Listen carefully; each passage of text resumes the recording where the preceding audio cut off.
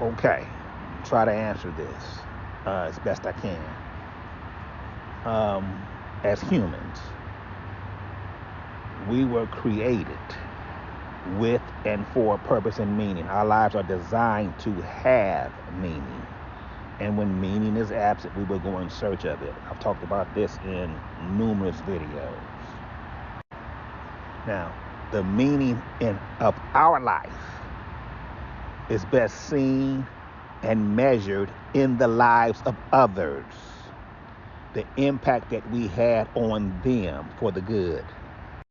In other words, whose life is better because we lived and we were a part of their lives. I've said this before, at the end of the day, when it's all said and done, the goal for us is to live a life that makes for a good eulogy. Now, I think unfortunately, a lot of us are so self-absorbed, we miss the impact that we're having on others, good and bad. And we get caught up in this hero's complex that we're supposed to impact the entire world as opposed to just the world that we live in, our sphere of influence. Now, based on this statement, it seems like your life does have meaning, that you are having positive impact on someone, that someone would be grieved if you're not here. Don't miss that. Also, it seems like you know what it is to love and to be loved, again, based on this statement. Now, I'm trying not to go overly philosophical or be heavy-handed because I don't know what you're dealing with.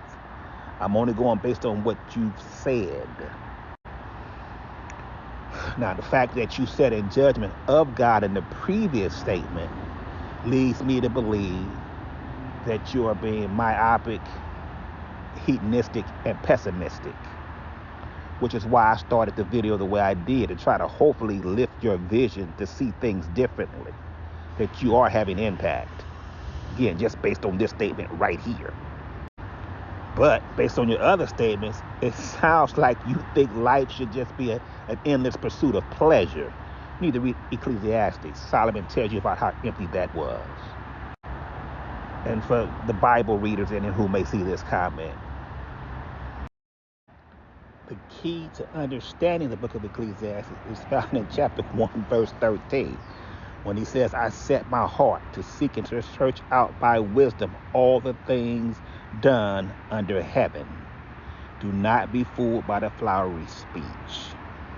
That's simply a poetic way of him saying, I'm going to see if I can make life work without God. That's all he said.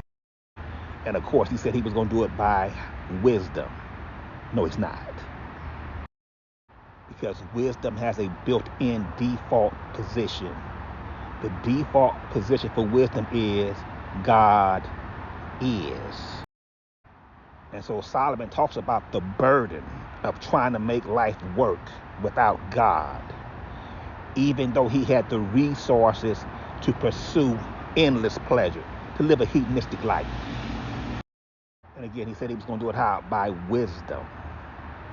But he wasn't, because here's what wisdom would have told him up front: thou fool, this don't work without God.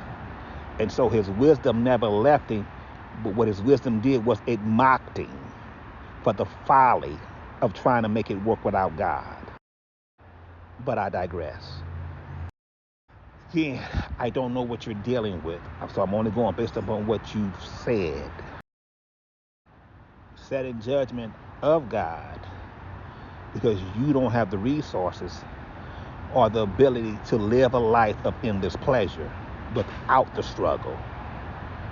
So again, based upon what you said, you're not angry with God. You're angry that you're not God, that you can't make the world the way you want it to be. I hope this helps.